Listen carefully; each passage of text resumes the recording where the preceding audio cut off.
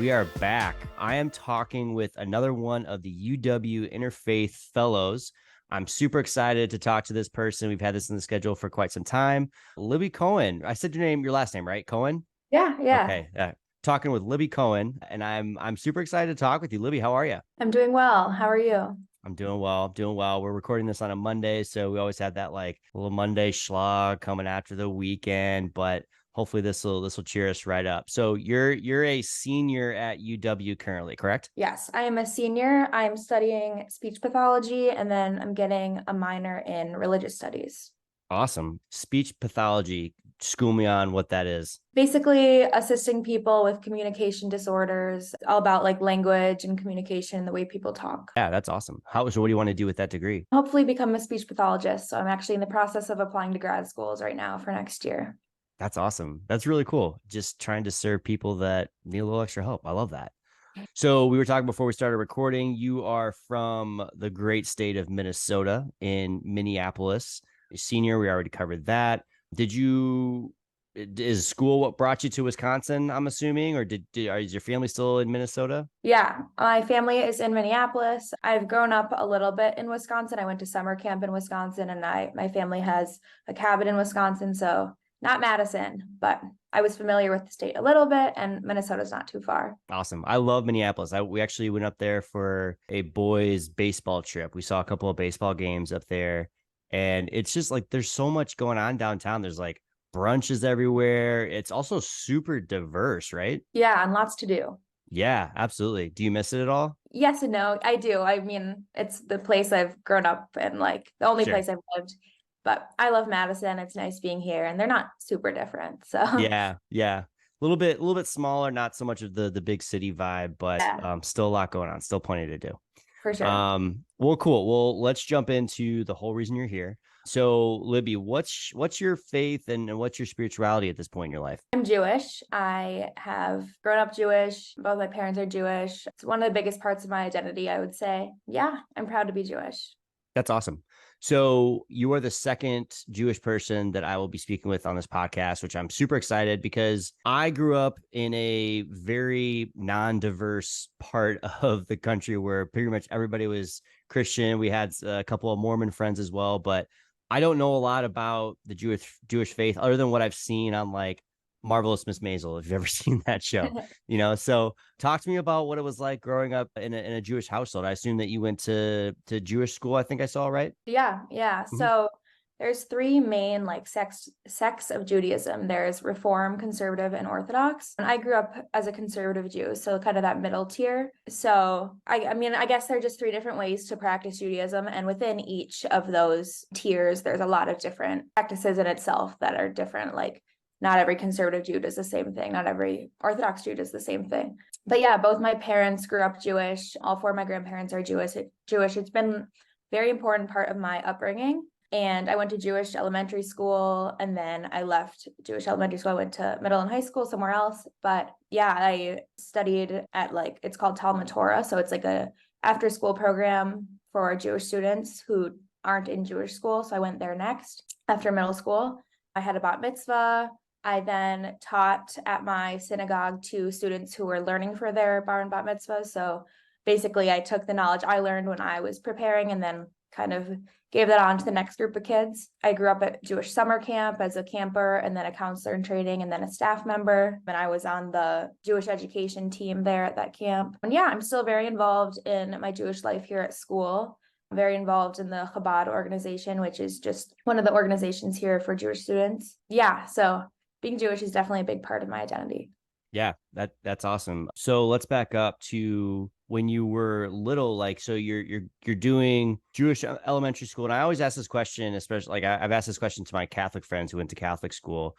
Was your faith a part of your home life as well, or was it just something that you did at school and then you came home and it was, it wasn't really talked about, or was it a part of your everyday life at home as well? Yeah, that's a great question. It was definitely a big part of my life at home. Every Friday night, my family would celebrate Shabbat, which is every week the Sabbath day.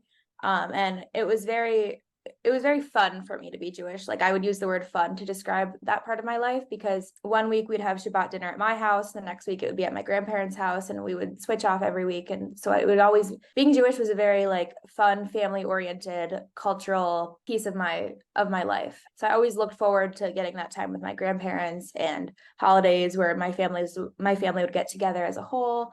And in Judaism, there's a lot of different traditions, a lot of traditions around food and around gathering. So yeah, a lot of things to look forward to. So I would think it would be I thought it was very fun to engage in those things at home and at school, because they both were different, but very similar at the same time.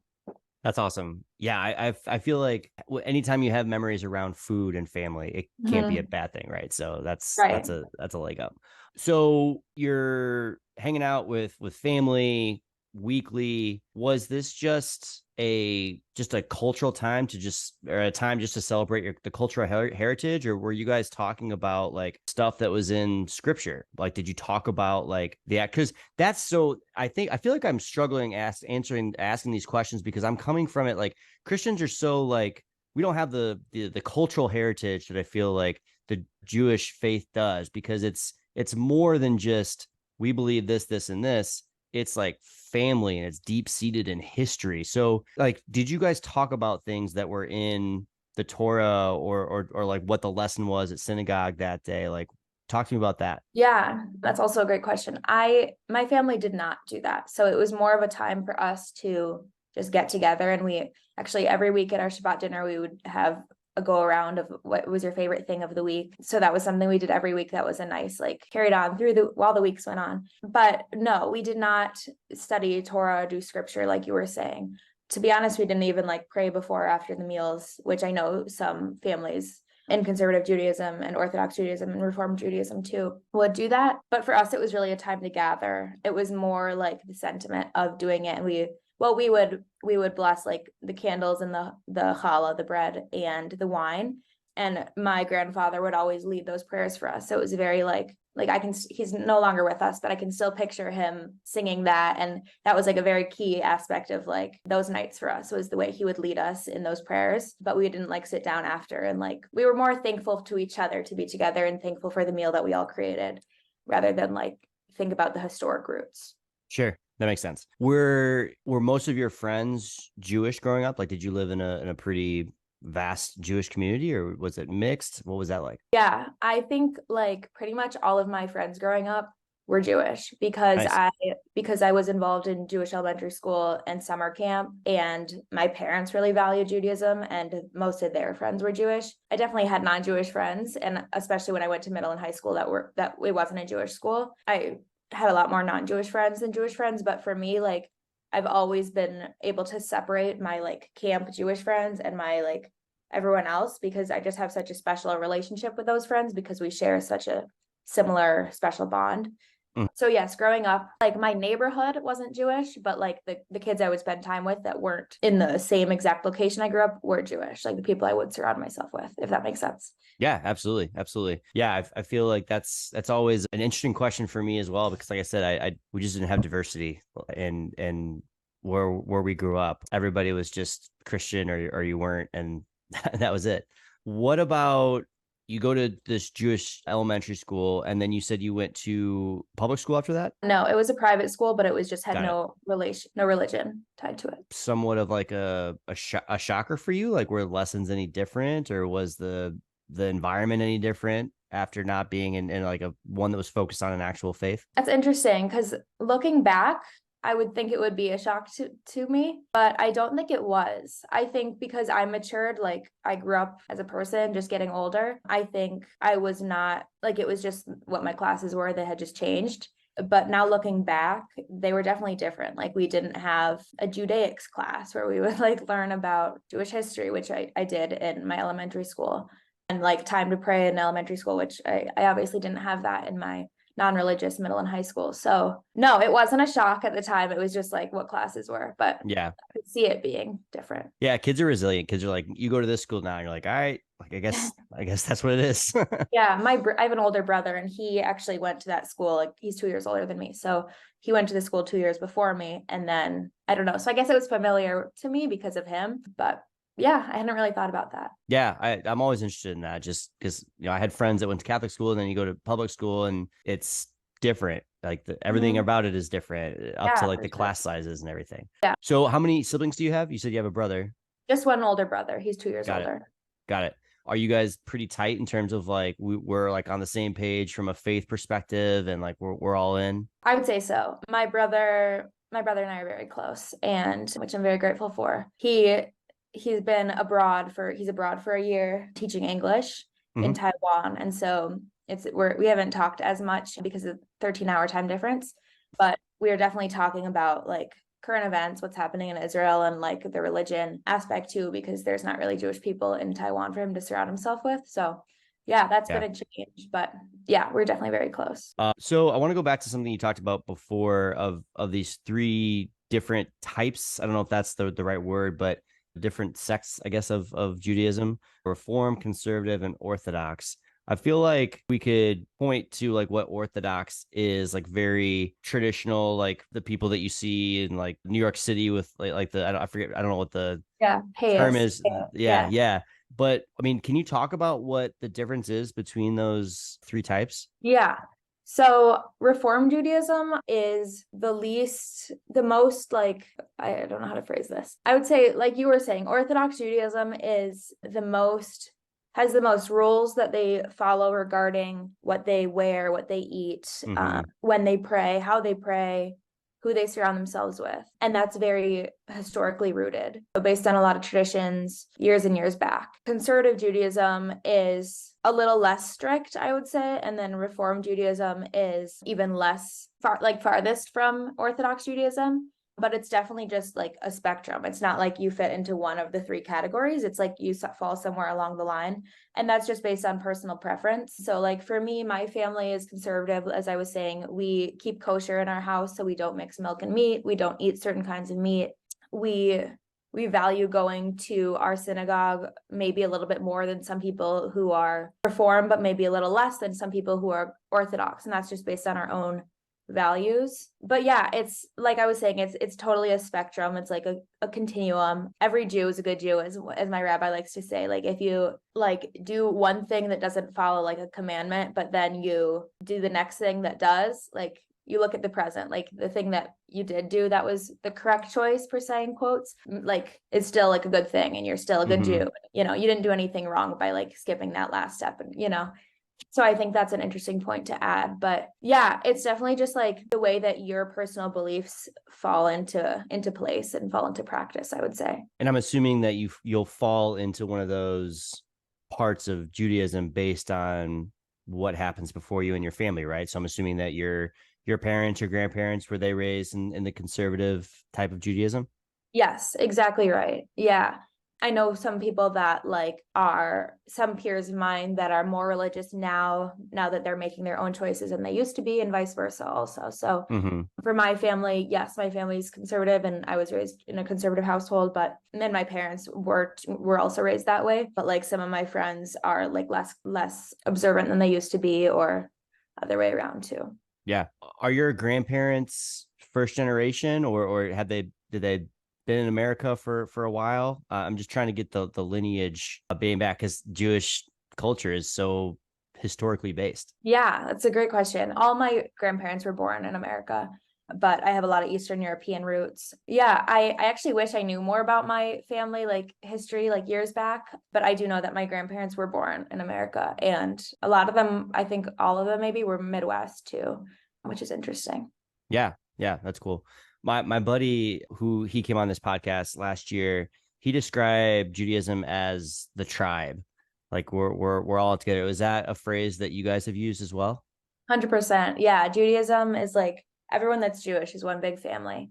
We are such a small population of the world. I think it's like 0.2% or something like that. Like less than 1% of the world is Jews. And so, although like the people that I surround myself mostly are Jewish, so it seems like that's my main community, like in the grand scheme of things, it's such a tiny percent of the people in the world. So, yes, we consider ourselves a family, a tribe. Yeah. Yeah, that's awesome. How do you, so, I've seen documentaries on Orthodox Judaism where it's like, if somebody wants to leave, they get like ostracized. They can't talk with their family anymore. And I'm sure that's like the 1% of the 1% of the 1%. Like that's not like every day, but like same thing, Christianity, same thing with Muslims. Like you can have those like different parts of a religion that are just like kind of icky and ugly. But from an Orthodox Jewish perspective, like what are your thoughts on just that type of it where it's like very, I don't know, is hardline the right word, but like that, just like we have to follow what the Old Testament is saying to a T. Otherwise, I don't know what the stick would be in that situation. But what are your thoughts on that? I mean, I'm okay. So to preface, I'm not Orthodox. I can't speak for Fair. those people Fair. for sure. But, and even I would think they would say the same thing. They wouldn't want to speak for everyone of that same like sect of Judaism. For me, that's hard to imagine. I have such a loving family, which I'm so lucky to have. And so if I was in that position, I don't think my family would cut me out if I decided to do something different. And I know a lot of Orthodox people that would probably say the same thing that I just said. Like, that's just how they grew up. That's what they know. That's what they practice. And that's what they love to do. But if they decided that wasn't for them, I think there wouldn't be a feeling of disappointment, and there wouldn't be like negative connotations associated with it necessarily, but more just like there would be questions asked. There would be, they would probably answer like why they're doing what they're doing. And so there'd definitely be a reason behind it. So I don't think they'd be ostracized necessarily. But I think it's situation by situation. I think it's case by case. I think the support system in Judaism as a whole is very strong. Like I was saying earlier, we're one big family. And so I think, again, that's case by case, but I think that I would say my feelings are, I haven't seen that happen to anyone. So yeah, that's an interesting point. And I guess I haven't really thought about that much, but yeah, I think that's interesting to think about more. Yeah, I mean it's just one of those things where it's like I love documentaries, and sometimes you find one where if you're not careful, like it can really shift your view on an entire thing when really it's just like it's very, very minuscule from a religious perspective. So Yeah. I think you phrased that well. So I'm a dumb person. What would you say to a dumb person if I were to ask what's the biggest misconception about Judaism in your perspective? Ooh, that's a tricky one. I maybe I would say, well, there's two things that come to mind. The first is that like all Jewish people are the same, have the same like values and agreements on things, which I think is far from true. And I've explained that a little bit by describing the different aspects of Judaism. And also I would think that would be the main one. No, I think that's good. I think that's good. It's again, like it's such a far cry from where I grew up, and it like everything I know is it's not that different Christianity that's coming from Christians, right? But it's just it's so deep seated in family and tradition, like we've talked about. And I guess that leads me to another question, which is why do you think it is that you don't see people converting to Judaism as much as maybe other religions? Like, for example, like we don't see people proselytize. Like you live downtown campus in Madison, and like there's a bunch of like really hateful people in there that like proselytize about Christianity. But then there's also good people that try to do like missionary work and try to get people to join Christianity or try to get them to join Islam. You don't really see that in the Jewish faith. Why is that, do you think? Because Judaism doesn't proselytize. Can't You say that got it. word. Yeah. Proselytize. Yeah, Judaism doesn't do that. That's not one of our values. And like I was saying, every Jew is a good Jew. People can convert to Judaism if they'd like, but we don't push our values on anyone else. So I think that's definitely an interesting dichotomy with other religions that do want people to convert to what they believe, but Judaism doesn't. Is that like a cultural thing, or is that something that is in some of the religious texts? Where does that come from? Yeah, that's something in the religious text. Oh, really? That we don't push our like beliefs on others, basically. Yeah. How do you square that? Like, if you want your faith to grow, and I'm incorrect on that, but how do you feel about that? That it is hard, like it's a hard thing to get into. Like it's a barrier that you have to get through. That's really tough, and you have to go through and do all this work. But people aren't just like, yeah, come on, doors open always. It's more closed, and you really want to you really have to want it, I guess is what I'm getting at. I have two things to say to that. The first is that there's really a stress in Judaism to marry Jewish, to bring on the next generation of Jewish individuals. And we see so much now that people are not marrying Jewish.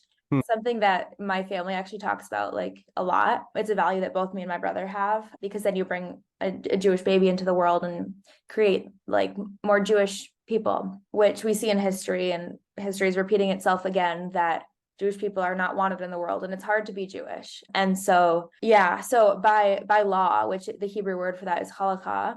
So halakhically in Jewish law, a Jew must be born to a Jewish mother in order to be Jewish. So I have some friends that have a Jewish father, but not a Jewish mother, and I would totally still consider them Jewish. They're Jewish. But by Jewish law, the mother must be Jewish, which is really interesting because like half Jewish is different than being like fully born to two Jewish parents. And so, yeah, I think there's in the Torah, it's written, be fruitful and multiply. And that's really stressing that value too. That's interesting. I've never heard it put that way. So like if I wanted to become, Jewish, would I be viewed at differently from like a religious perspective in your faith? No. So that's something I forgot to mention, that we totally accept people who want to be Jewish. You can convert to Judaism and be interested in Judaism and want that for yourself. And that's different than being born to Jewish parents.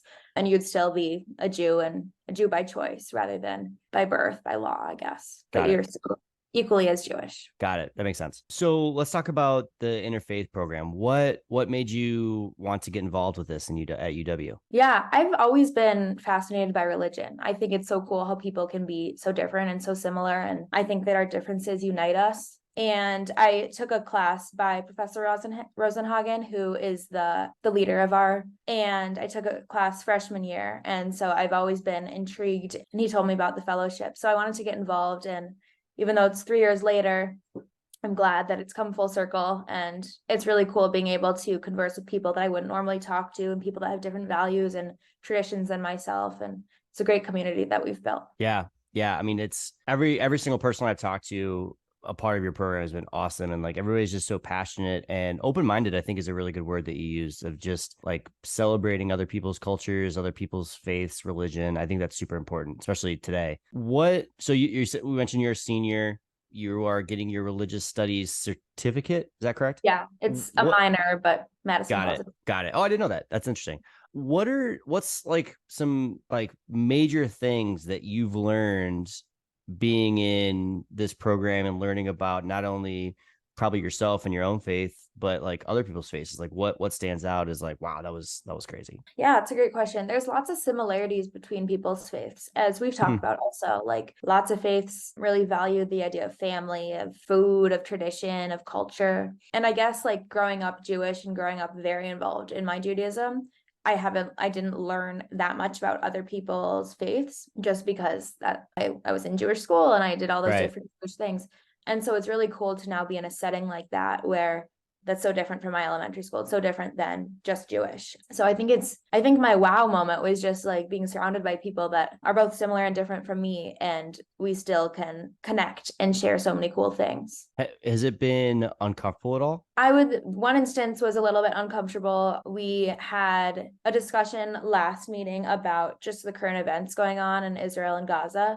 Yeah. And that I know a lot of people in Israel. I have family there. I have people that have died there in this conflict. And I've been to Israel 3 times. So I'm very connected. And even though that's the Middle East, thousands of miles away, it's very personal for the Jewish community. So it was a tough conversation we had the other night, which was important interfaith dialogue for sure. But it's just so hard when I know my ways and other people know theirs. And it's a community we're building, but it feels so close to me and it's distant for other people. So it's hard to separate that. I called my mom crying the other day and I was like, Mom, it's just so hard to be Jewish. And it's something that, and she's told me like that resonated with her, because she was like, yeah, and I wanted you to come to that on your own. Like, I'm my own person. I'm 21, like I'm old. I'm not like a young kid anymore that's like learning. But it's just so interesting in times like these where like Jewish people are totally singled out and are totally hated and not wanted to be on this earth. And that's so scary, and it's so strong and powerful, and it's just so real for us. And so we talked a little bit about that in the fellowship. totally civil, nice conversation, but it made me feel a little bit like I felt weak. Like I felt weak in the conversation because there's just one of me. And as I was saying earlier, like we're 0.2% of the population or something. So tiny amount of Jews in the world. And it can be really hard sometimes. Yeah. I mean, I can sympathize with that. I mean, that's got to be tough, especially with what's happened over the past week or so. What would you like to see different? Like if you could snap your fingers and have things be changed, maybe not in like the Middle East conflict that's happening right now, but like at home, like what things would you like to see different that might help it not seem like it's hard to be Jewish in today? Yeah. I mean, the easy answer is just world peace, Yeah. but that's hard to accomplish, Yeah. obviously. Yeah, that's a little difficult. We've been trying that for a while, I Yeah. think. Yeah. And especially here in Madison is what you're asking. I don't know. I think creating interfaith dialogue, which is what the center stands for, is incredibly important during this time. Hearing people from all sides, there's usually more than two sides to like a conflict in a story like this. I think just listening and being active listeners rather than just being okay with what you know and wanting to learn about other people, I think is just really important. And the dialogue is necessary and interesting and engaging. And I think that's something that we should really value as like a whole community for sure. Yeah, that makes sense. We have, I think there's 8 fellows. Is that correct right now, or Yeah, 7 or 8? there's 8. Excuse me. I'm having a beer, and obviously I'm burping up a storm right now, so we'll edit that out. But what are like, if you think about these different faiths, how can they relate to you better? I guess I didn't phrase that correctly. I'm trying to get to the point where, so we have all these different types of people, all these different types of backgrounds. You might feel a little bit ostracized at times being of the Jewish faith. You mentioned it's hard. I'm not phrasing it how I want to phrase it, man. We'll move on.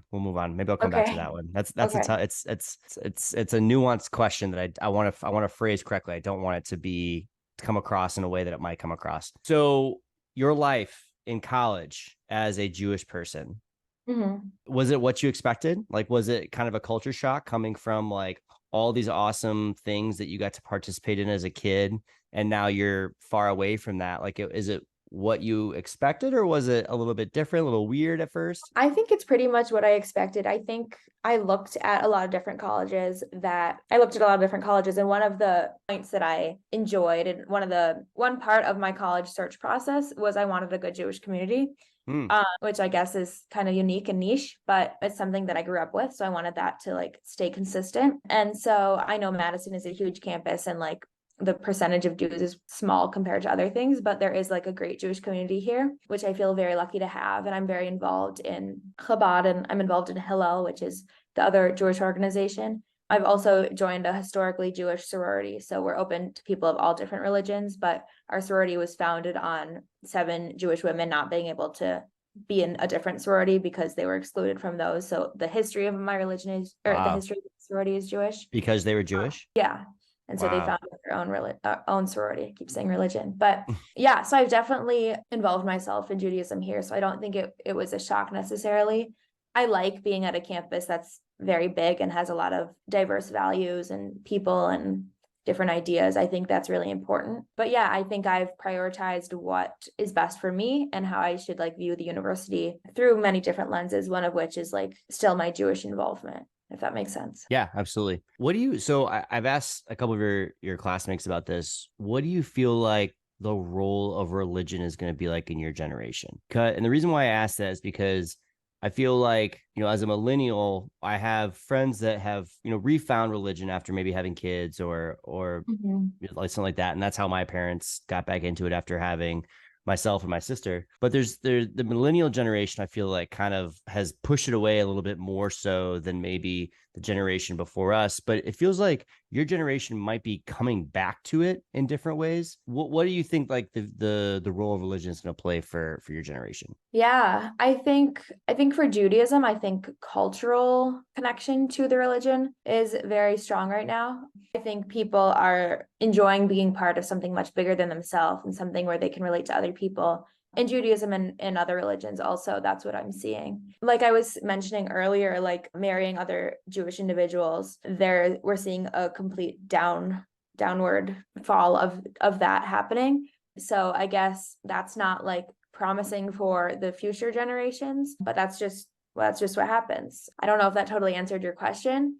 No, it does. I mean, I feel like, again, like, it's Judaism is so cultural. It's based on lineage more than anything. The more I hear about it, the more I learn about it. So it feels like if you grew up in a Jewish household, you went to day school and you were just inundated with it, you're probably going to continue on, where the chances of that happening for somebody that was maybe raised in a Christian household might not be the case, because it's not as cultural. It's not who that person is. Like, you will probably always, even if you didn't follow the faith anymore, probably always say that you're Jewish, right? I will never say that I'm a Christian again, because I don't follow that. And I'm not losing anything from like a family perspective. And so I just find that fascinating. I don't really have a question there. It's just like, that point is fascinating to me, because it's something that I never knew up until like the past couple of years, about how just deep seated it is in family. Yeah, I agree. And I also think that the Jewish history is so strong. Like, I think there's people look at like history of Judaism to where it is now and to where it's going to be, which is kind of the question you were asking also. Just like the progression of the religion, I think, is so deep rooted, and people like understand their personal history in relation to their Jewish history. So yeah. Yeah, it's interesting. What other things are you curious about learning over this next year that you're in school from your interfaith classmates? Yeah, I'm interested in learning more about like different holidays from my classmates and different traditions that are associated. I feel like I would love to learn more about like smaller holidays of their traditions that I don't know much about, and the history of that, and why those are the way they are. Yeah, that makes sense. Mhm. Was it, and this, I think I've got my question ready that I was trying to get to before. Okay. Was it scary at all to put yourself in this situation where you might be the only Jewish person in this interfaith fellowship? Like, was that, cause, I mean, because you came from school where, like you said, your entire community was Jewish, you can bond over that. This is completely different. You're kind of putting yourself out there, which I totally admire. But was that scary at all for you? No, short answer, no. I think that fellowship is different than a class that I would take at school, but I do think that like it's similar to a class in the same sense that like I don't know my classmates' religions, so it's not like every day I'm like, oh, I'm the only Jewish person in this room. So I guess it's different in the sense that like the point of the fellowship is to talk about religion and to be that interfaith space. So I do know the other fellows' religions in a way that is different from a normal class, but it wasn't scary. Like I'm proud to be Jewish, and as much hate as Jewish people around the world get is a big part of my identity. So it's something that I feel very strongly about and am proud of talking about and sharing with other people. So no, I would not say it's scary. That's awesome. Good for you, man. I think every one of you is like, it's so cool, because I mean, you really are putting yourself out there, but you have to be confident, it sounds like, from where you came from, which you obviously are. What are some things that you want to make sure that your interfaith fellows know about either you personally or the Jewish faith? Well, the fellowship really started off strong with like 3 Jewish holidays back to back at the beginning of the year. So that was a cool opportunity for me to teach other people in the fellowship about my Jewish identity like right away. So I don't know. I think something that I would teach people is just about our traditions. I think Judaism is founded on traditions. So the same way that I want to learn about other people's like holidays and their traditions, I think I would like to engage in that the same way from my Jewish perspective. What were some of the holidays that kicked off the year? So the 2 holiest days of the Jewish calendar are Yom Kippur and Rosh Hashanah. Rosh Hashanah comes before Yom Kippur, and Rosh Hashanah translates in Hebrew, Rosh means head and Shana means year. So it's head of the year, it's the new year. And then Yom Kippur Yom means day, and Kippur is like the Day of Atonement. So it follows Rosh Hashanah. And so it's a day to really reflect and pray and start the new year off right. And those are the 2 holiest days of the Jewish calendar. And they happen at the beginning of like the school year, so September-ish. And so I taught the fellows a little bit about those holidays. It's 2 holidays that I take class off for. And I would say that Jews of all different sects come together for those holidays, because those are the 2 holiest holidays that there's such like longstanding history around those holidays, and the whole Jewish community really comes together for those. So it's one way that we like all unite. So that was really cool to teach the other fellows about right off the bat. Yeah, that's awesome. It's kind of like a layup for you just to be like, hey, this is a big part of it right here. Where I come from, yeah. Yeah, yeah. How do you guys celebrate that at home? Like, what would that typically look like? And then what questions did you get, if any, that were surprising about the holidays from your classmates? Yeah, I don't think I'm starting with the second part of that. I don't think I got any questions that were surprising necessarily. I thought it was cool that I was able to teach them a little bit about the holidays. And I think I told them the Hebrew the same way that I just told you, because I think that if you understand like what, like Rosh Hashanah, I'm guessing you didn't know what those two words mean. I don't think anyone would otherwise if they didn't know Hebrew. And so that really kind of puts it into you're understanding it in a more narrow picture rather than just like holiday. So I guess that was cool to teach about, and I didn't really get any questions regarding that, but just cool to share that about my experience. And I guess the first part of that was you were asking about like family traditions or like how did you guys celebrate that? Yeah, so Rosh Hashanah actually fell on a weekend this year, so I went home for it, which was really nice. Nice. It was my first time doing that in college, but it was just I felt like I would regret it if I didn't, because it was a weekend anyway. And so I went home and I was with my family, which was super nice. We had a big dinner the night before, which we always do. And then we went to synagogue on Rosh Hashanah. And then I came back to school the day after. But it was just nice to start the year off with my family and in a place that I love and I know. And so, yeah, that's how my family celebrated it this year. So are there like special foods that you guys make that signify that? Like, are there special prayers that you do? Like, talk to me about like the traditions that go along with that.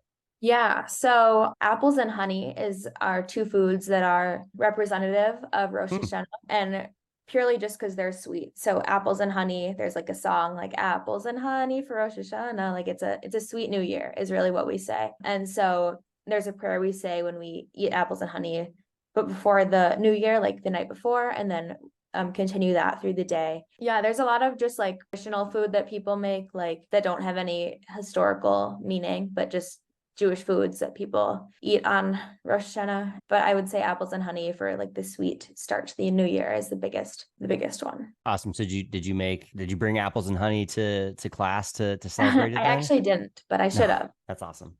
Yeah. So a couple more questions for you, and then I'll let you get back to studying, I assume.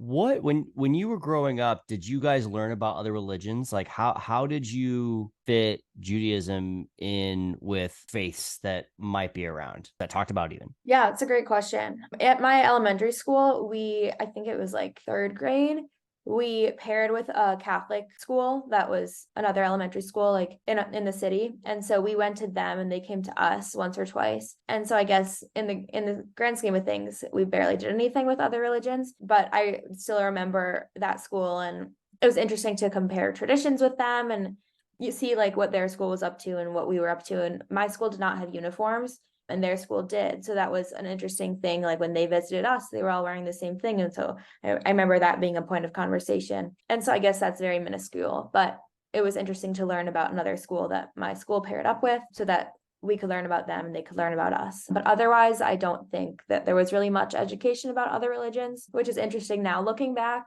but it's something that I personally value, is learning about other people's traditions and values and ways of life. Yeah, that leads me to my other question that I was going to ask.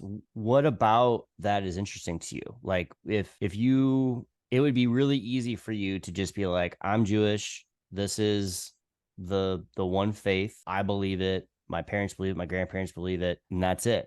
Why do you have that desire to know what else is out there? Yeah, I think it's because partly my Judaism is so strong for me. And so I enjoy seeing that same passion in other people and that same like strength in other people who aren't Jewish or who are. It's my Jewish friends and I actually talk about Judaism a lot because a lot of our values are so deeply rooted. And even though like I didn't grow up in the same place as them in the US, I mean, like we carry all the same traditions and all the same memories that are like slightly different based on our families. And so it's something that's so strong in me. And so I value seeing that same strength in other people, I would say. So I think I asked this question a different way, but I'll ask it again this way. Okay. Is there anything that you can think of as you've gone on this journey of learning about other religions you are surprised about, or that like, oh, that's what we believe, or that is completely different than what I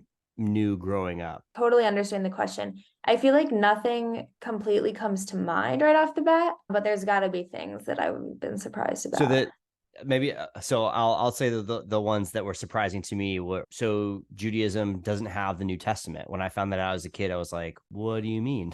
What do you mean they don't have the New Testament? Like, you guys just stop at the Old Testament. The differences between, Islam and Christianity of having like a completely different book that says some of the similar things that are in the Bible, also more like Old Testament focus. Like, those things of like the actual literature were always like super fascinating to me, of like, we have constructed entire religions around these books.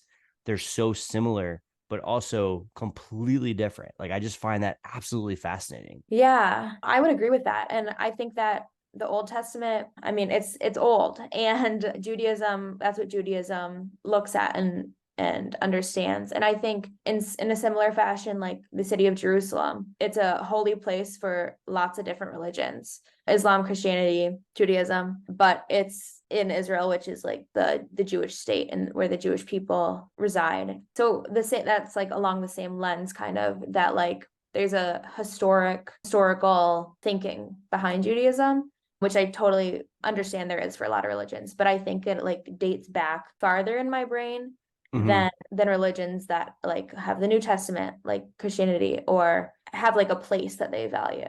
Does that make sense? Yeah, it definitely does. Okay. So Yeah. it being older is almost more significant to you than, right? Yeah. Yeah. Mm-hmm. That makes sense. Awesome. So I always end the show with a question that my wife requires that I ask, which is, what didn't we talk about that you wanted to talk about, or that I didn't ask? Great question. She's a smart lady.